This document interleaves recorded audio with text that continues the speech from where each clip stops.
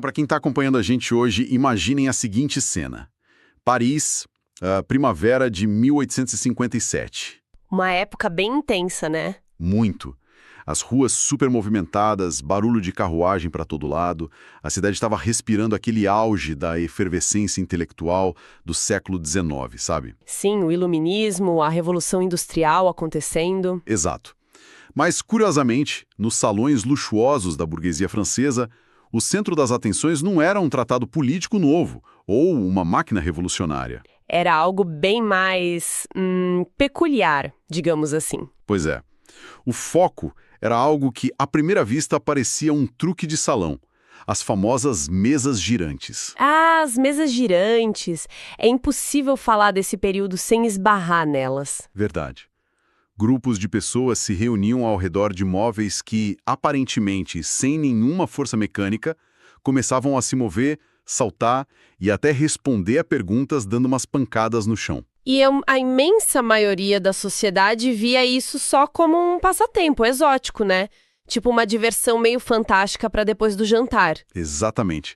Só que, bom, o fascínio pelo inexplicável sim para atrair o ser humano.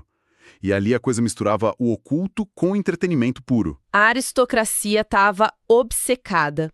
Mas o que realmente muda o curso dessa história toda é quando alguém decide olhar para isso não como mágica, mas com um olhar treinado para a ciência empírica. Alguém que decidiu pegar o rigor de um laboratório e aplicar no meio de um espetáculo de salão. Sim, e é justamente a partir dessa observação que começa a nossa exploração de hoje. O resultado prático dessa análise toda foi a publicação de um texto que simplesmente inaugurou um sistema filosófico, científico e moral gigante, o Livro dos Espíritos. Compilado e estruturado pelo educador francês Hippolyte Léon Denis Arrival, que a galera conhece pelo pseudônimo de Allan Kardec. Isso.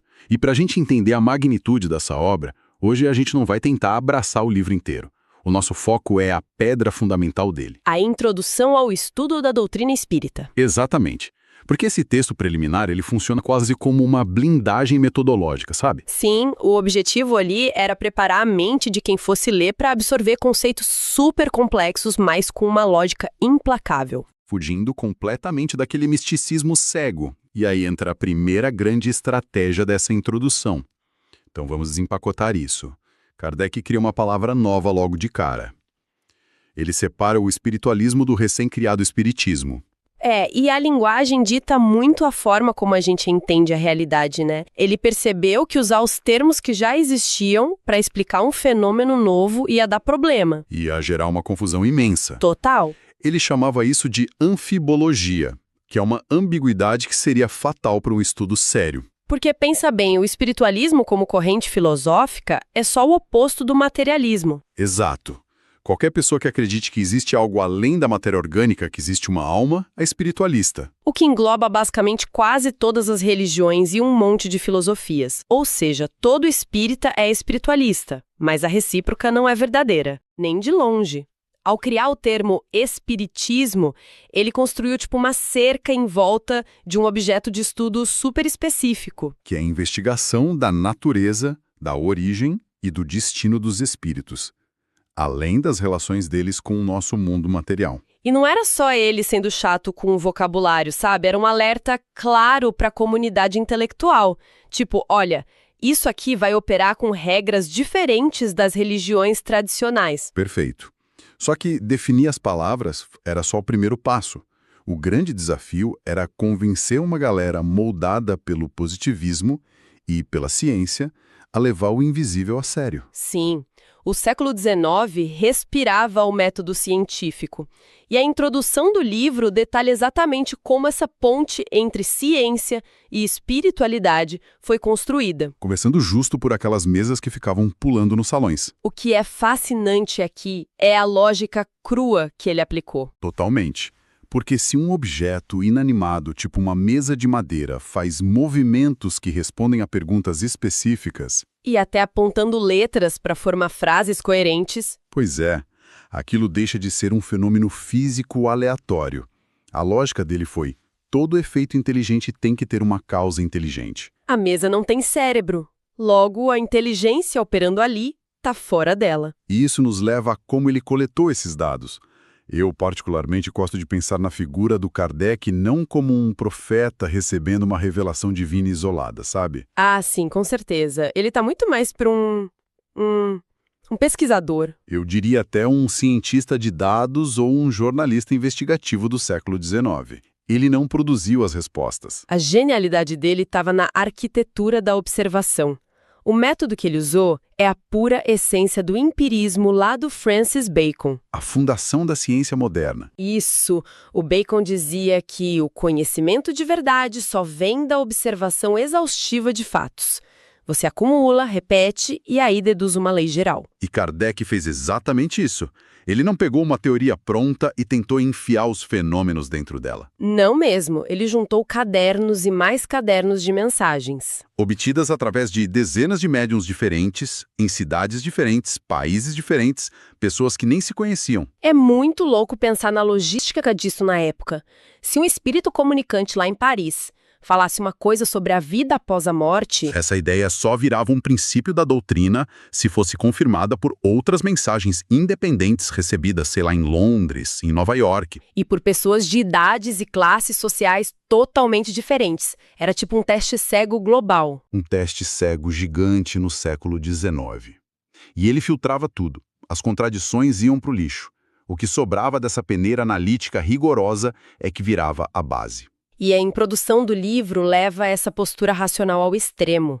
Ela propõe a união da fé com a razão. É o que ele chama de fé raciocinada. Ou seja, nada de aceitar ideias de forma dogmática sem examinar primeiro. Exato. E tem uma declaração metodológica lá que eu acho surpreendente para um texto sobre o invisível. Qual? Ele diz que se, no futuro, a ciência provar de forma incontestável que o espiritismo está errado em algum ponto específico, a doutrina tem que abandonar esse ponto e seguir a ciência. Caramba, isso é muito forte. A ideia é que, bom, as leis materiais e espirituais vêm da mesma fonte, então não pode ter contradição. Perfeito. Mas, beleza. O método era cimentado na lógica indutiva. Mas e os dados finais? O que essa peneira toda revelou? A introdução gasta um bom tempo construindo a base do pensamento espírita. E, de novo, ele começa limpando o vocabulário. Principalmente a palavra alma. Ah, verdade. Historicamente, a palavra alma era uma bagunça, né? Total. Durante milênios, os filósofos brigavam porque a alma podia ser desde a energia que faz o corpo funcionar até uma faísca impessoal no universo. E a definição que Kardec fixa ali é super cirúrgica. A alma é um espírito encarnado, ponto. Sim, quando o corpo morre, essa entidade não dissolve no cosmos, ela mantém a individualidade, a memória, a identidade dela. E a partir dessa ideia de uma individualidade que não acaba, os outros pilares vão surgindo. A introdução estabelece uma causa primária de tudo, a imortalidade. E ganha uma escala gigantesca quando traz a ideia da pluralidade dos mundos habitados. Isso é muito bom. A Terra perde aquele status de centro do universo espiritual ou de único lugar com vida. É uma descentralização radical. O universo vira um lugar infinito, cheio de vida em vários estágios diferentes de desenvolvimento. O que nos puxa para o motor central desse sistema todo, a reencarnação. A famosa reencarnação. Mas aqui eu acho que cabe um questionamento bem crítico. Porque, vamos ser justos, a ideia de múltiplas vidas não foi inventada em 1857. Longe disso. Milênios antes, na Ásia, várias tradições já falavam da roda de renascimentos. O próprio Pitágoras, na Grécia, falava do retorno da alma. Então, para quem está escutando, qual é a grande novidade aqui? É uma ótima pergunta. Porque não seria só uma releitura do hinduísmo, né? Exato. Qual é o diferencial? A ruptura real acontece porque a introdução atrela a reencarnação de forma inquebrável à lei do progresso. Como assim? Na antiguidade, muita gente acreditava na metempsicose, que é a ideia de que um humano, se fizesse muita besteira, podia renascer num corpo de animal como castigo. Ah, entendi. Uma regressão. Isso. E o espiritismo rejeita totalmente essa regressão. O princípio inteligente sempre avança. Você pode até ficar estagnado moralmente por um tempo, por teimosia, Acontece com os melhores de nós. com certeza. Mas voltar a ser um animal ou perder o que já aprendeu, isso é impossível nessa lógica. O aprendizado é cumulativo e não tem como dar ré. Exatamente. Isso muda totalmente como a gente enxerga o nosso planeta. A Terra deixa de ser vista como um tribunal de punição cruel ou um vale de lágrimas eterno e vira literalmente uma escola.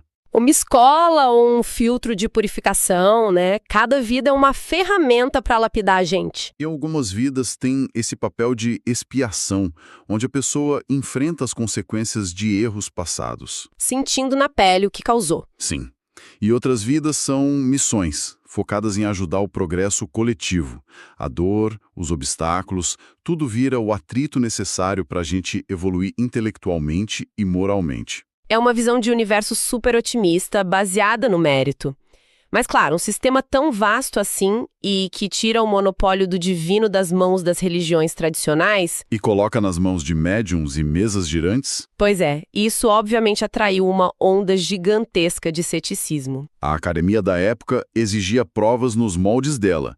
E Alamano não finge que os críticos não existem, pelo contrário. Ela monta quase um tribunal da razão ali para bater de frente com as objeções. E esse embate com a ciência materialista é muito interessante, porque mostra uma falha de premissa dos críticos. Sim, eles queriam que o fenômeno espiritual se comportasse igual uma reação química num tubo de ensaio. O que é um erro de categoria, né? A ciência clássica mede a matéria passiva.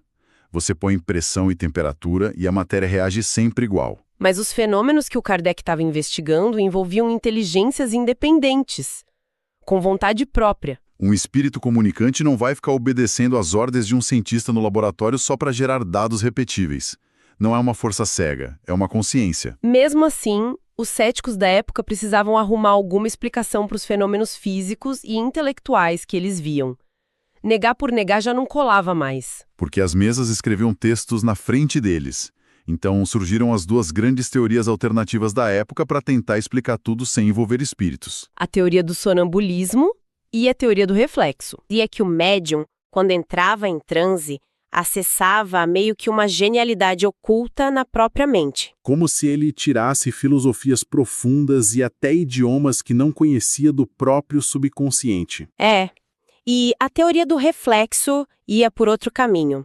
Dizia que o médium funcionava como um espelho telepático. Tipo, o cérebro dele captava os pensamentos e crenças de todo mundo que estava ali na sala e refletia isso escrevendo no papel. E a genialidade da introdução é como ela destrói essas duas teorias usando os próprios dados que eles coletaram.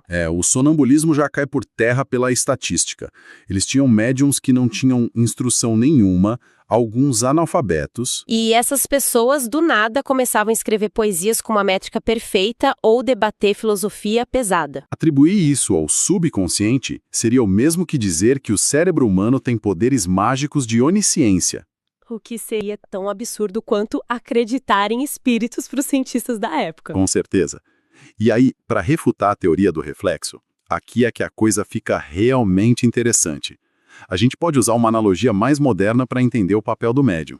Eu adoro essa analogia, manda lá. Vamos pensar no médium não como um espelho refletindo a sala, mas sim como um operador de telégrafo ou um roteador de internet, sabe? Excelente. O hardware, a máquina biológica, é do operador ali. Mas o pacote de dados que chega vem de um servidor externo e independente.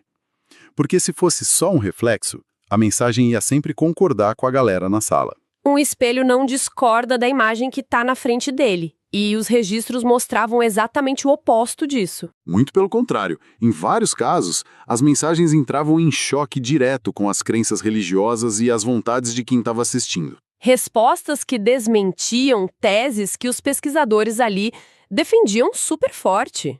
E a variedade de opiniões e vocabulário provava que a inteligência vinha de fora. Sem contar a variação de moral nas mensagens. O banco de dados não era só de textos bonitinhos e sábios. Não, tinha de tudo. Tinha desde conselhos super puros sobre caridade e perdão, até mensagens fúteis, cheias de mentiras, conselhos absurdos e até palavrões. E isso é a prova de ouro, né? Se fosse só um reflexo de uma mente superior, por que produzir lixo intelectual? A conclusão lógica é inabalável. Essa diversidade toda prova que existe uma população invisível imensa se comunicando. Uma sociedade paralela com indivíduos falhos, virtuosos, ignorantes, sábios, gente em todo nível de evolução. E toda essa comprovação, essa quebra das teorias céticas, tudo isso pavimenta o caminho para o verdadeiro núcleo da introdução. Que é entender que o fenômeno das mesas não era o objetivo final. Era só a isca. A isca perfeita para chamar a atenção de uma humanidade que estava super materialista. O objetivo real ali era ético. Mostrar que a sobrevivência da alma tem uma consequência prática e moral. Porque se a gente sobrevive, e se a gente está submetido à lei do progresso, A consequência inevitável é a nossa responsabilidade moral absoluta. então, o que isso tudo significa na prática? Significa que esse sistema simplesmente elimina a ideia de que tragédias pessoais são obra do acaso, de azar ou de demônios. A ideia de um juiz divino irado lá no céu desaparece. O espiritismo se apresenta como um sistema aberto. Como um código-fonte. Cada escolha ética que a gente faz hoje é uma linha de código que a gente está escrevendo no sistema do nosso próprio futuro espiritual. O software da nossa próxima vida está sendo programado pelas nossas atitudes agora. A justiça do universo é embutida na própria mecânica de causa e efeito. Mas, me diz uma coisa. Saber que tudo tem uma explicação lógica não tira um pouco do encanto, daquele milagre da religião? É normal ter esse receio. Mas se a gente conectar isso com o quadro geral, a perspectiva se inverte. Como assim? Entender a engrenagem do universo não diminui a grandeza dele. Pensa numa flor. Saber a estrutura molecular dela não a torna menos bonita. Só revela uma complexidade que deixa a gente ainda mais encantado. Ah, faz sentido. Não é aquela admiração cega. Exato. E o apelo para ser uma pessoa boa deixa de ser o medo de queimar no fogo do inferno. O terror é substituído pelo convite para ter maturidade intelectual. É um convite para o autoconhecimento, para o estudo e para a transformação íntima como as únicas ferramentas para a gente evoluir.